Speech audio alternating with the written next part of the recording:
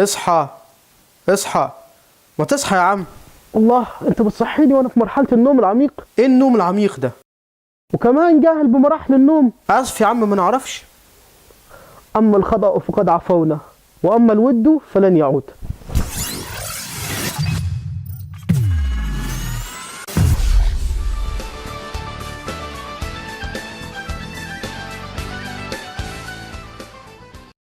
السلام عليكم مشاهدينا الكرام، حلقة جديدة من علم تيوب. هنتكلم عن موضوع كلنا بنحبه ونعرفه وهو النوم. عارفه ده انا حافظه صم. عام 1592 شكسبير قال عن النوم ان هو السلسلة الذهبية اللي بتربط اجسامنا مع الصحة. بس لو نطينا 400 سنة لقدام هنلقى نغمة الكلام عن النوم اتغيرت. ومع بداية القرن العشرين توماس إديسون قال ان النوم هو مضيعة للوقت. ومع اختراعه للمصباح الكهربي احنا احتلينا الظلام. We occupied the dark. وعملنا النوم على انه عدو لينا او مرض. يمكن علشان ما بنعملش حاجة واحنا نايمين، ما بناكلش، ما بنشربش، يعني هو مضيعة للوقت، صح؟ والإجابة هتكون لا طبعا. لو بصينا على مثلث الصحة هو الأكل والحركة والنوم، فالنوم يمثل 33% من صحتك. ده انت لو ما نمتش لفترات طويلة ممكن يؤدي الى الوفاة. موسوعة جينيس اللي فيها حاجات كتير مجنونة زي الناس اللي بتاكل جزاز، الناس اللي بتنط من مرتفعات، رغم ده كله منعت اطول فترة نوم لانها بتؤدي الى ضرر في الجسم. وعلى فكرة اطول مدة البني ادم عاش من غير نوم كانت سنة 1965 لما راندي قعد صاحي لمدة 11 يوم، واثناء التجربة عانى من صعوبة الرؤية والهلوسة. اي انسان عادي بيقضي تلت عمره وهو نايم، حوالي 25 سنة. والسؤال دلوقتي، هل بننام صح؟ هيجي واحد ويقول لي هو انا انام ليه اصلا؟ هقول لك علشان تحافظ على الطاقه عندك، لانك وانت نايم بتستهلك 10% طاقه اقل عن لما بتكون صاحي.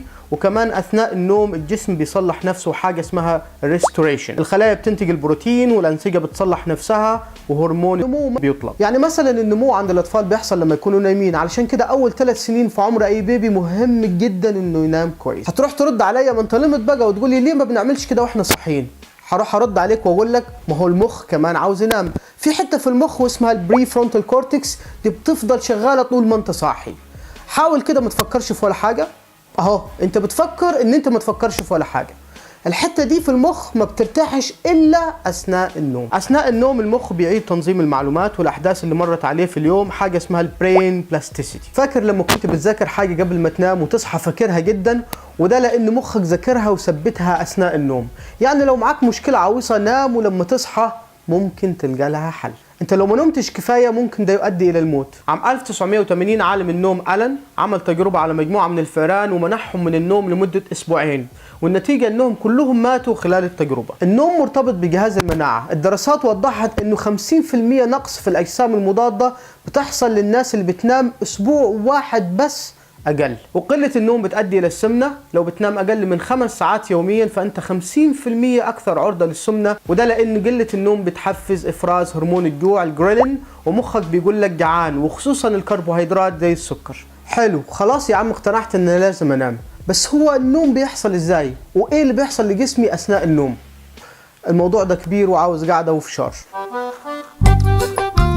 بص يا سيدي، زمان كان الإنسان بينام ويصحى مع ضوء الشمس. جسمك في ساعة بيولوجية داخلية واسمها السيركاديان ريثم، ودي مسؤولة عن أكلك وشربك وهرموناتك. المهم إن الساعة البيولوجية دي كانت شغالة مع ضوء الشمس. أول ما الشمس تطلع تبدأ تحفز الجسم إنه يفرز هرمون الكورتيزول اللي بيصحصحك، وأول ما الشمس تغيب مخك بيبدأ يفرز الميلاتونين اللي بيقلل ضربات القلب عندك ويقلل ضغط الدم وتقلل درجة الحرارة، ومعاها تبدأ تنام.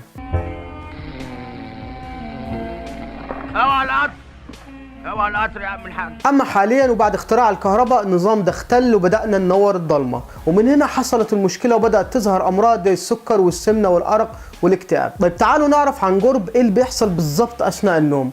اولا النوم بيمر ب5 مراحل، وبنعرفهم من خلال النشاط الكهربي للمخ حسب ترددات وحجم موجات المخ اثناء النوم. كل مرحله منهم بتاخد من 90 ل 120 دقيقه، يعني لو جمعنا ال5 مراحل مع بعض هيدونا من 7 ل 9 ساعات نوم يوميا، وده المعدل الطبيعي للنوم حسب الناشونال سليب فاونديشن. المرحله الاولى ما قبل النوم، ودي بيبقى المخ فيها نشيط وسهل تصحى في المرحله دي. بعدها مرحله النوم الخفيف واللي فيها مخك بيتباطأ ودرجه حراره الجسم بتقل وعينك توقف عن الحركة. المرحلة الثالثة وهي النوم العميق، ودي صعبة تصحى فيها. والمرحلة الرابعة دي التنفس فيها بيبقى بطيء، وممكن يحصل انسداد في الأنف أو في أعلى مجرى النفس في الفم، وبيحصل الشخير.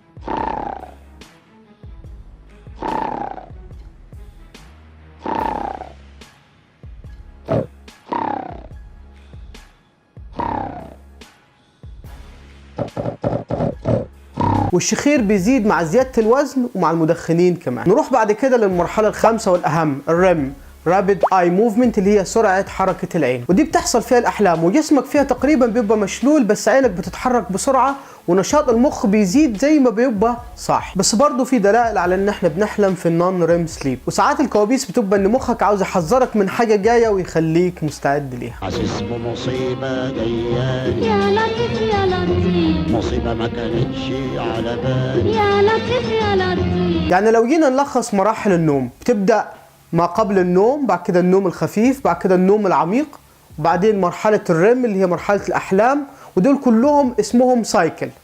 انت ونايم بتعيد السايكل دي 5 مرات يوميا في كل مرة بتنام فيه. يعني لو جه حد وصحاك وانت في مرحلة النوم العميق اللي صعب تصحى فيها، المفروض تقول له انت جيت صحتني في المرحلة الغلط، وكمل نوم واصحى في مرحلة النوم الخفيف اللي هي المرحلة الصح. طب انا كل ليلة قبل ما انام هبدأ احسب مرحلة النوم الخفيف هتكون امتى الصبح عشان اصحى فيها. غشيم. انت مش محتاج تعمل كده، في اب بيعمل كده فعلا وبيسجل موجات المخ وانت نايم، ويعرف امتى وصلت لمرحلة النوم الخفيف ويصحيك.